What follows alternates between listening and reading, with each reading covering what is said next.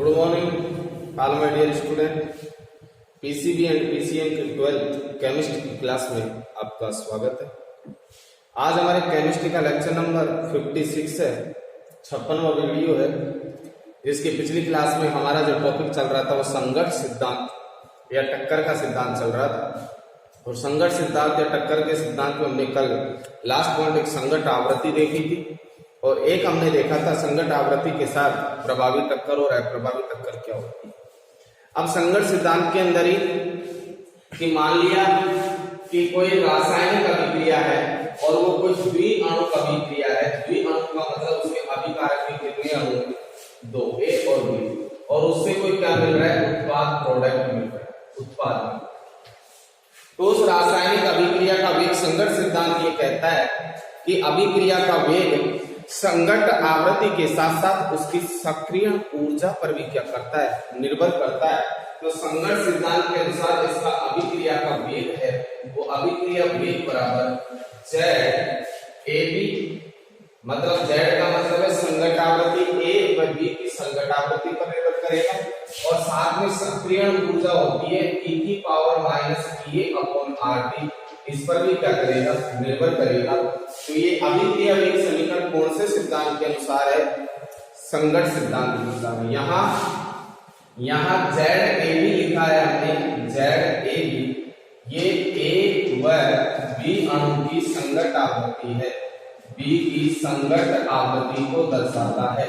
और कल हम बात कर चुके थे संघट्ट आवृत्ति क्या होती थी कि प्रति इकाई आयतन में प्रति सेकंड होने वाली टक्करों की संख्या को हमने क्या कहा था? संघट्ट आवृत्ति कहा था। और e⁻ है, ये एक्टिवेशन एनर्जी अर्थात सक्रिय ऊर्जा को प्रदर्शित करता है। तो इसी के नीचे कंटिन्यू हम लिखेंगे कि अभिक्रिया वेग संघट्ट सिद्धांत के अनुसार संघट्ट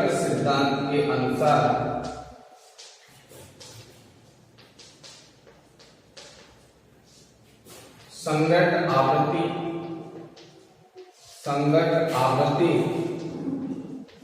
व सक्रिय ऊर्जा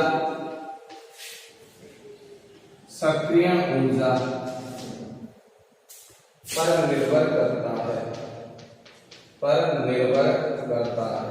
और मान लिया कोई रासायनिक अभिक्रिया A व B है तो संघट्ट सिद्धांत के अनुसार ये तो इसकी संघट्ट आवृत्ति हो गई और ये उसकी सक्रिय ऊर्जा हो गई। दोनों पर अभिक्रिया का वेग क्या करता है? निर्भर करता है। इसे यहाँ तक आप नोट करोगे।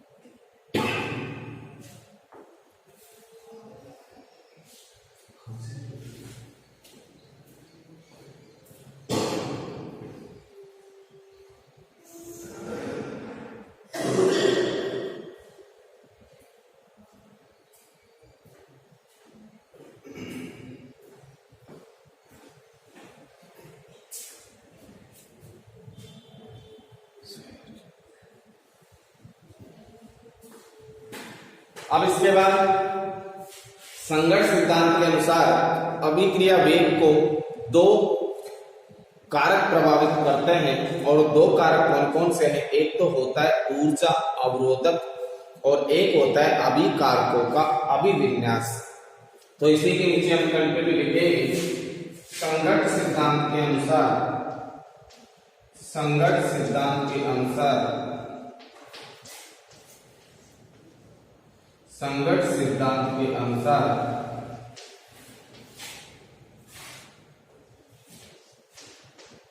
रासायनिक अभिक्रिया में निम्न दो अवरोधक होते हैं, निम्न दो अवरोधक होते हैं, निम्न दो अवरोधक होते हैं। और वो दो अवरोधक कौन कौन से हैं? पहला है ऊर्जा अवरोधक, ऊर्जा अवरोधक, और दूसरा है अभिविन्यास अवरोधक, अभिविन्यास अवरोधक।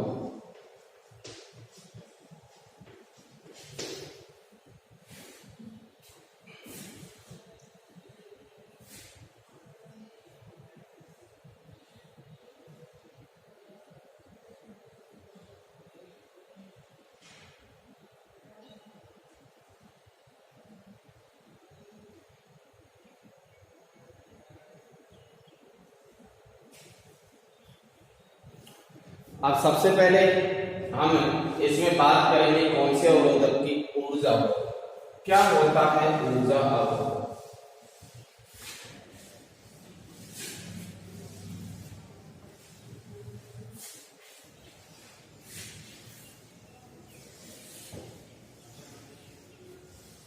तो पहला पॉइंट डालोगे ऊर्जा अवरोधक।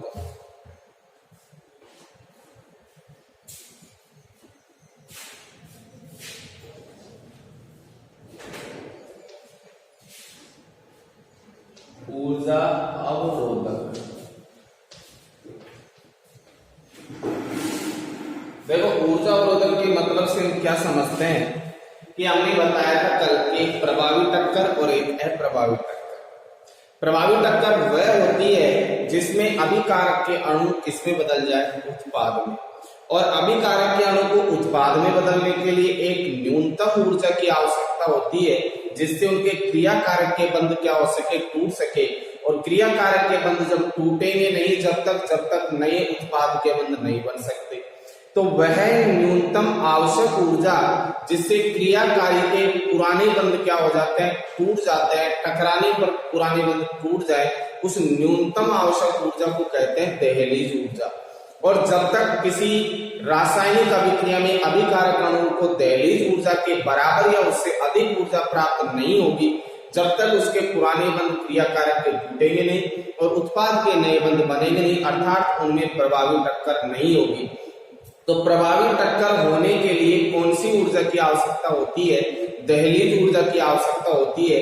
अर्थात दहलीज ऊर्जा एक अवरोध का कार्य करती है कि जब तक किसी अभिकारक अणु को दहलीज ऊर्जा के बराबर या उससे अधिक ऊर्जा प्राप्त नहीं होगी तब तक वह अभिकारक का अणु किसमें परिवर्तित नहीं हो सकता? उत्पाद में। अर्थात यह ऊर्जा या दहलीज ऊर्जा है जो किसका काम करता है? अवरोध का। कि दहलीज ऊर्जा के बराबर यदि ऊर्जा नहीं होगी तो अभिकारक किसमें नहीं बदल सकता? उत्पाद में नहीं बदल सकता। तो इसके अंदर हम नोट करेंगे ऊर्जा अवरोधक में पहले स्टार पॉइंट डालकर लिखोगे इसी में दहलीज ऊर्जा की परिभाषा। दहलीज ऊर्जा वह न्यूनतम ऊर्जा, वह न्यूनतम आवश्यक ऊर्जा, वह न्यूनतम आवश्यक ऊर्जा जिससे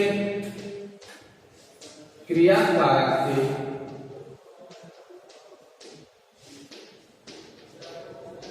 पुराने बंध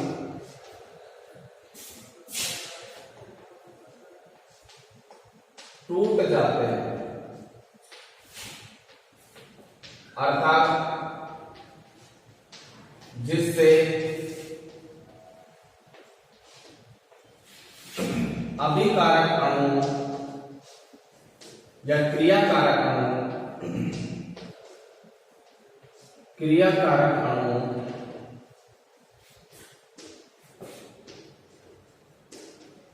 में प्रभावी टक्कर होती है, प्रभावी टक्कर होती है।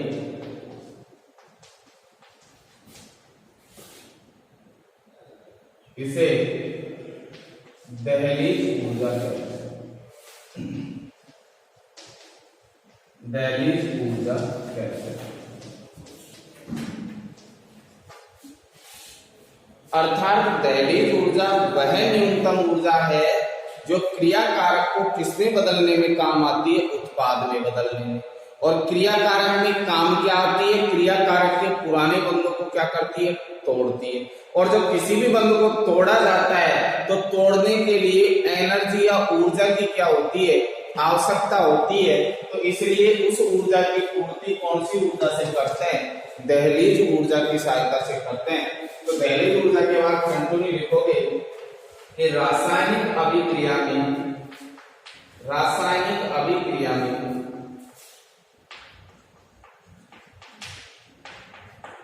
प्रभावी टक्कर होने के लिए, प्रभावी टक्कर होने के लिए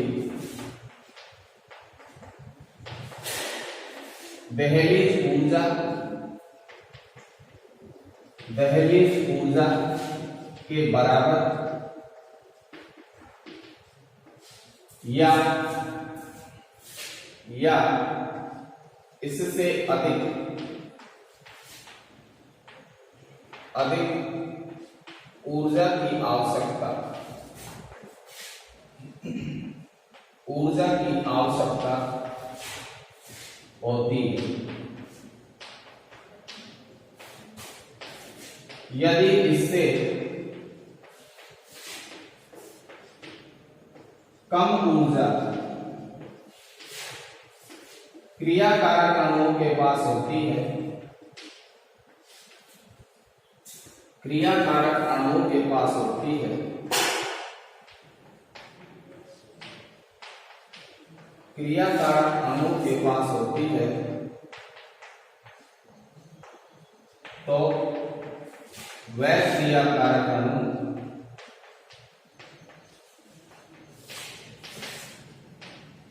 उत्पाद में परिवर्तित नहीं हो सकता, उत्पाद में परिवर्तित नहीं हो सकता।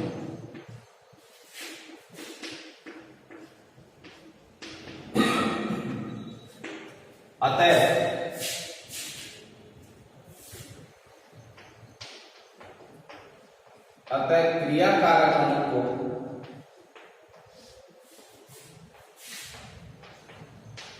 उत्पाद में बदलने के लिए, उत्पाद में बदलने के लिए दहलीज ऊर्जा की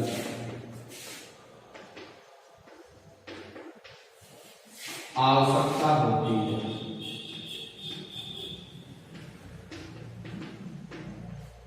आवश्यकता होती है।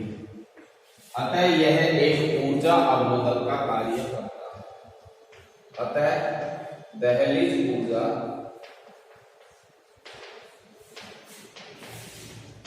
ऊर्जा अवरोधक का कार्य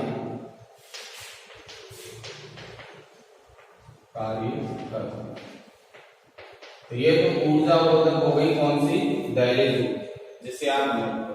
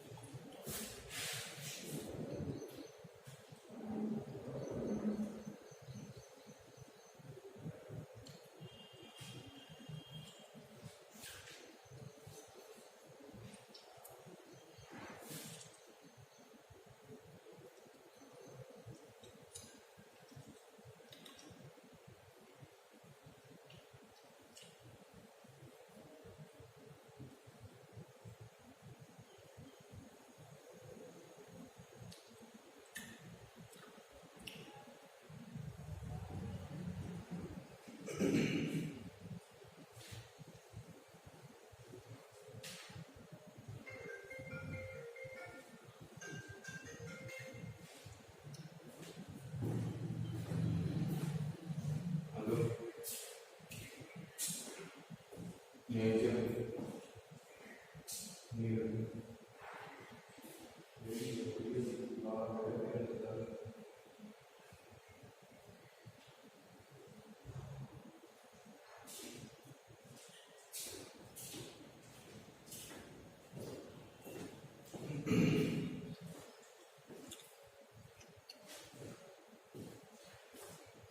दूसरा अवरोधक हम देखेंगे, अभिविन्यास अवरोधक। ऊर्जा अवरोधक के बाद में दूसरा अवरोधक है हमारा अभिविन्यास अवरोधक।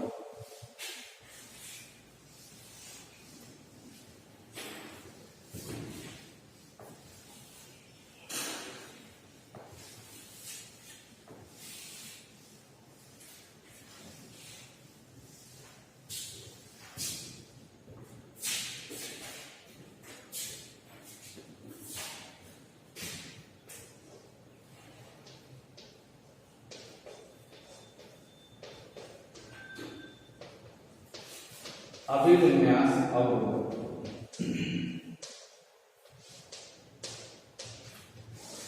देखो अभिविन्यास से क्या तात्पर्य है? अभिविन्यास से हम समझते हैं कि जब तक जो क्रिया कारक के अणु है उनके टक्कर की दिशा सही नहीं है या अभिविन्यास सही नहीं है, तब तक वो प्रभावी टक्कर नहीं कर सकते, अर्थात वो क्रिया कारक के अणु किसमें नहीं बदल सकते? उत्पाद में। तो टक्कर करने के लिए क्रिया कारक अणुओं का अभिविन्यास भी क्या होना चाहिए? सही दिशा में होना चाहिए।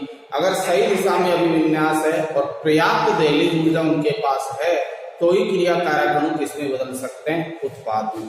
तो इसके अंदर हम लिखेंगे कि रासायनिक अभिक्रिया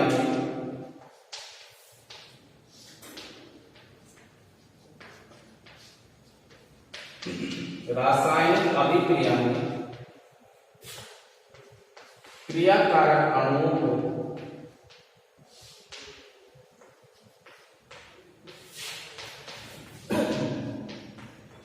उत्पाद में बदलने के लिए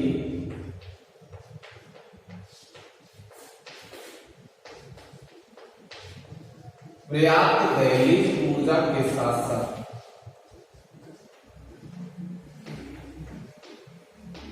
पर्याप्त दहलीज ऊर्जा के साथ साथ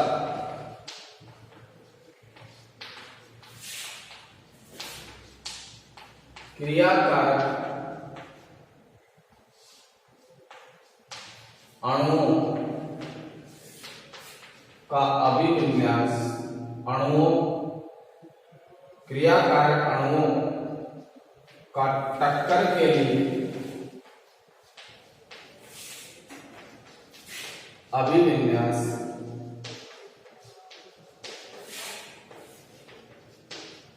सही दिशा में होना चाहिए। अभिविन्यास सही दिशा में होना चाहिए।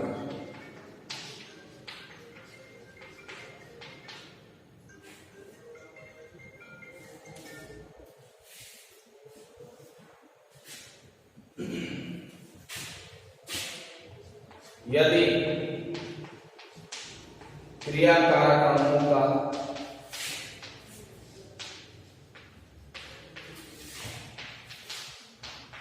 अभिविन्यास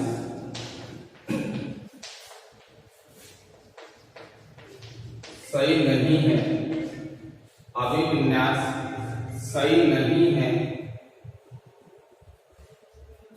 सही नहीं है, तो वे अणु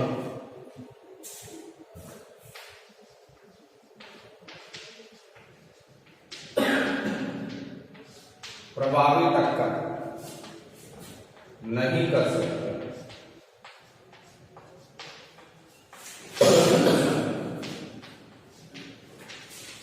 प्रभावी टक्कर नहीं कर सकते, अर्थात वे क्रिया कारक उत्पाद में परिवर्तित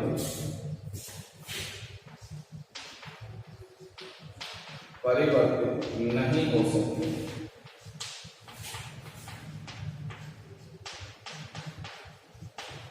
जैसे एग्जाम्पल के लिए हम कोई उदाहरण देखें,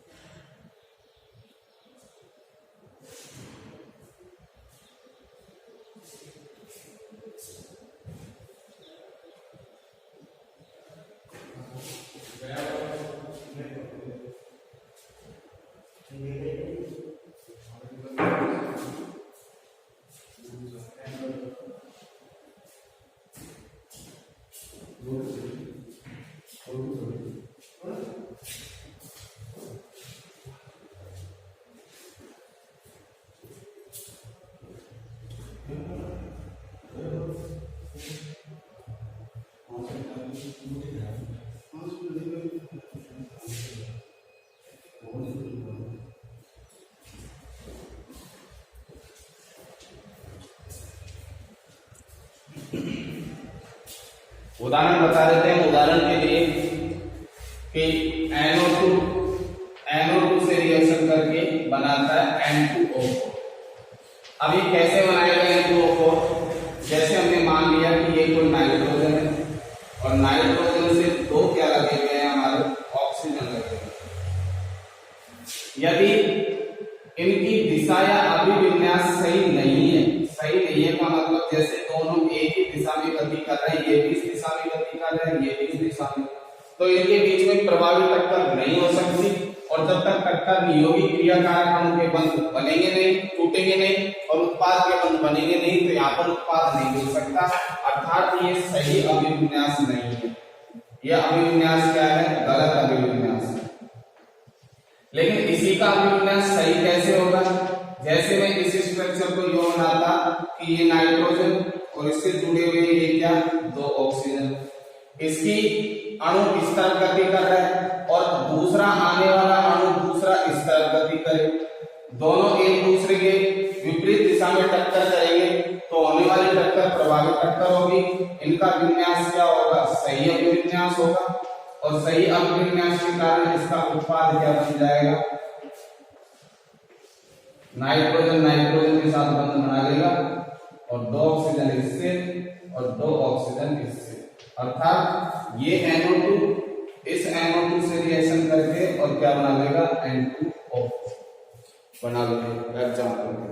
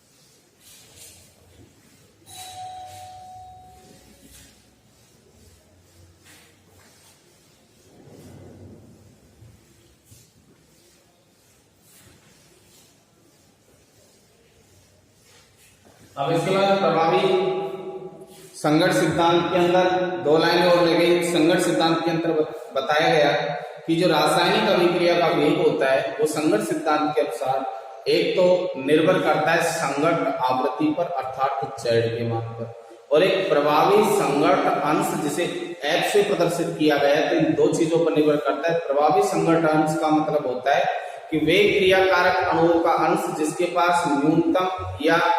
न्यूनतम आवश्यक ऊर्जा या दहलीज ऊर्जा के बराबर ऊर्जा हो तथा टक्करों का अभिविन्यास सही दिशा में होता है, तो उन दोनों को बोलते हैं प्रभावी संगत अंश।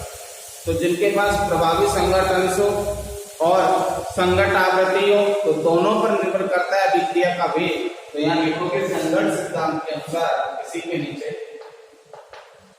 संगत सिद्धांत के अनुसार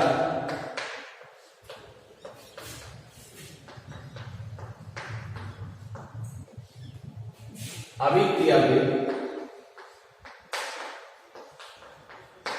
निम्न 2 कारकों पर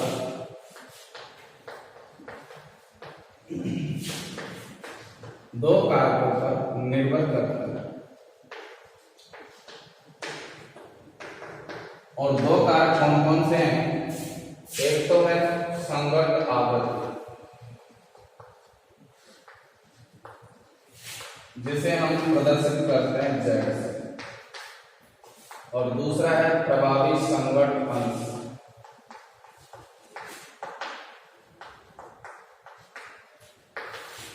जिसे प्रदर्शित करते हैं स्मॉल n।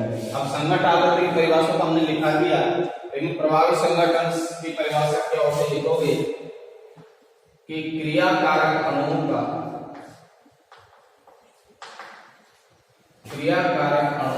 वह अंश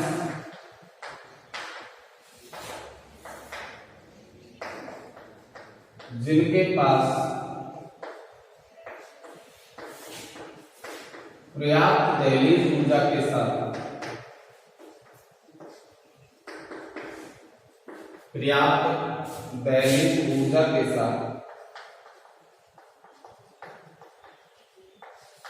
सही अभिविन्यास होता है,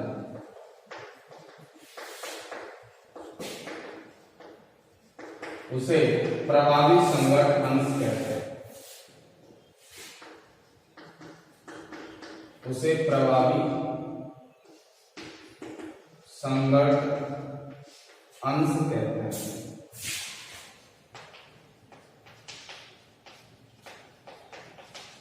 तो अतः अभिक्रिया का वेग हम क्या लिख सकते हैं? अतः अभिक्रिया वेग बराबर, और अभिक्रिया वेग को प्रदर्शित करते हैं dx अपन किससे? dt से। किस किस पर डिपेंड कर रहा है? एक तो संगत आवृत्ति पर और प्रभावी संगत अंश पर। तो z इनटू क्या लिख सकता हूं? f।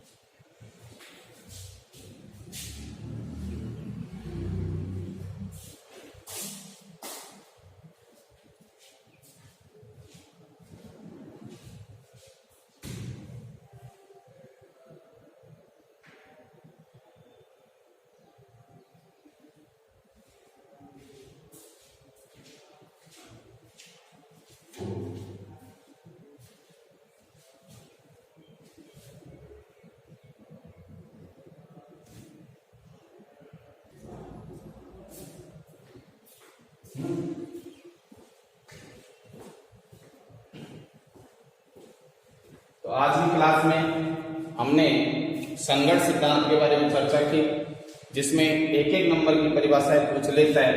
संगत आवृत्ति किसे कहते हैं, दहलीज ऊर्जा किसे कहते हैं, प्रभावी संगत अंश किसे कहते हैं, तो इस प्रकार से प्रभावी टक्कर किसे कहते हैं। तो ये छोटी छोटी परिभाषाएं आपको ध्यान रखनी है। पूरा सिद्धांत एक साथ आपसे कभी नहीं पूछेगा।